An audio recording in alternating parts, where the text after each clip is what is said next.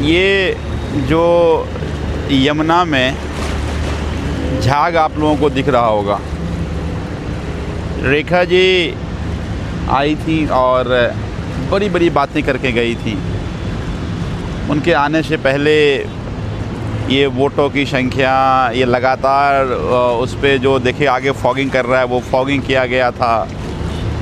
ये होता है ना, जैसे एक्टिंग में होता है कि सारा कुछ तैयार है, फिर एक्टर एक्टिंग करेगा। ऐसे ही मुख्यमंत्री जी आई थी यहाँ पे एक्टिंग करने के लिए।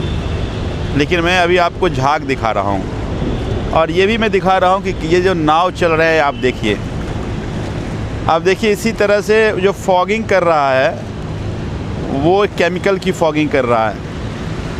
लगभग 20 नाव लगे हुए हैं ये फॉगिंग करने के लिए, लेकिन उसके बावजूद ये झाग आप सब लोगों को दिख रहा होगा। ये झाग बड़ी बड़ी बात दिल्ली के मुख्यमंत्री और भारतीय जनता पार्टी के नेता जैसे ही सरकार बनी थी, बड़ी बड़ी बात कर रहे थे कि हम 6 महीने में सारा प्रदूषण ख़त्म कर देंगे, सब कुछ ख़त्म हो जाएगा। तो फिर ये झाग कैसे है?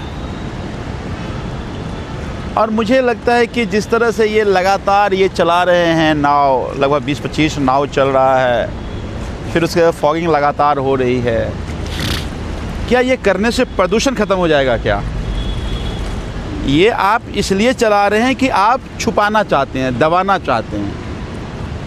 मैं पूछना चाहता हूँ कि 9 महीना में आपने ऐसा एक स्टेप बता दिए जिससे आपके प्रयास से यमुना की प्रदूषण कम हो गया हो। एक प्रयास बता दीजिए आप। तो ये छुपाने से, ये नाव चलाने से, ये केमिकल के छिड़काव करके झाग ख़त्म करने से प्रदूषण तो ख़त्म नहीं हो जाएगा ना।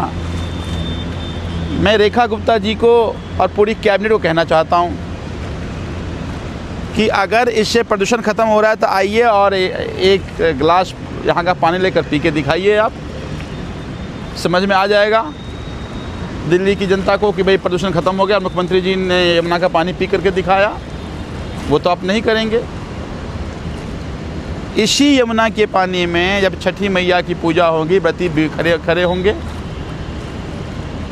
आप खूब वीडियो हर साल बनाते थे कि इतनी यमुना में गंदगी है, कैसे पूजा होगा। क्या स्टेप आपने लिया इसके लिए?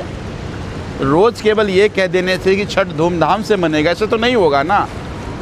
व्रतीश में खड़े होंगी या खड़े होंगे तो उनके लिए अगर इस तरह के प्रदूषित पानी में खड़े होंगे तो उनकी सेहत से भी तो खिलवाड़ करना है ना।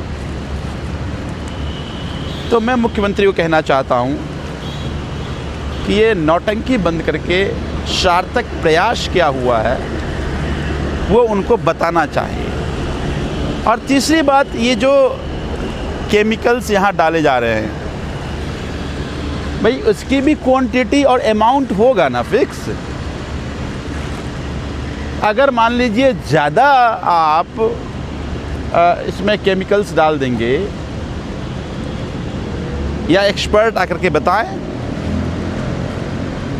कि एक सर्टेन अमाउंट से, सर्टेन क्वांटिटी से ज़्यादा ये जो केमिकल्स डाला जा रहा है, क्या पानी में जो पानी के जीव जंतु हैं, जो एक्वेटिक एनिमल्स हैं, क्या उसके सेहत के लिए वो ठीक है? तो मैं ये पूछना चाहता हूँ दिल्ली के मुख्यमंत्री रेखा गुप्ता जी से, ये आपको मैं ये झाग दिखा रहा हूँ और मैं लोकेशन भी आपको दे रहा हूँ। अभी टाइम हो रहा है 3 बज रहा है और ये कालिंदी कुंज का ये जगह है, जिस जगह का मैं ये वीडियो बना रहा हूँ। तो ये झाग छुपाने और दबाने की कोशिश आप ना करें। ये झाग छुपाने और दबाने से, ये नाव के चलने से प्रदूषण नहीं ख़त्म हो जाएगा पानी का, प्रदूषण तो ऐसे ही रहेगा। प्रदूषण ख़त्म करने के लिए क्या प्रयास कर रहे हैं वो आपको बताना चाहिए। तो मैं उम्मीद करता हूँ कि दिल्ली की जनता को झूठ बोलना, गुमराह करना, इससे तो नदियाँ साफ़ नहीं होंगी। नदियाँ अगर आपको साफ़ करने हैं तो आपको प्रयास करना पड़ेगा।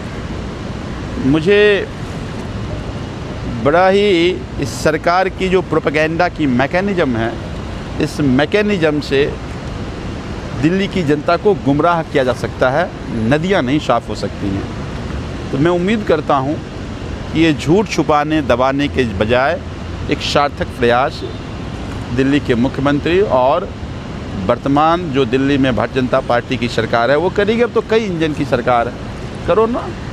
और पता नहीं एलजी साहब कहाँ छुपे हुए हैं। मुझे लगता है समय है कि एलजी साहब आएँ अपने मुख्यमंत्री के साथ।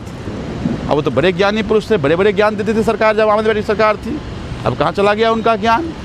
तो दे ज्ञान और बताएं कि कैसे साफ़ होगा, ताकि छठ में जो छठ मैया का व्रत करके लोग पानी में जब खड़े हों तो वो पानी उनकी सेहत के लिए ख़तरनाक साबित ना हो। मैं उम्मीद करता हूँ कि इसका जवाब दिल्ली के मुख्यमंत्री और पूरी कैबिनेट जो रोज़ झूठ बोल रही है ज़रूर देगी।